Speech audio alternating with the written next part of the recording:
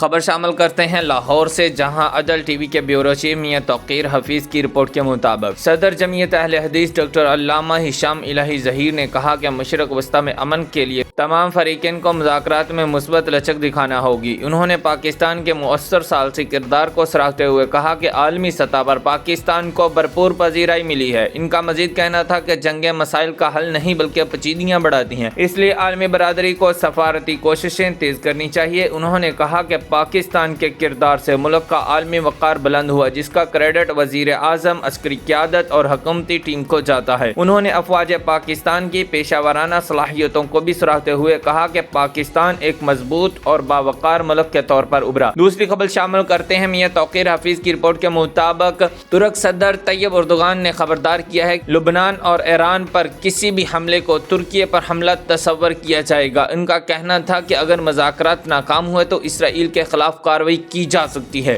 انہوں نے خطے میں بڑھتی ہوئی جنگی صورتحال پر تشویش کا اظہار کرتے ہوئے اسرائیل کو بین الاقوامی قوانین کی خلاف ورزی سے باز رہنے کی تنبیہ کی۔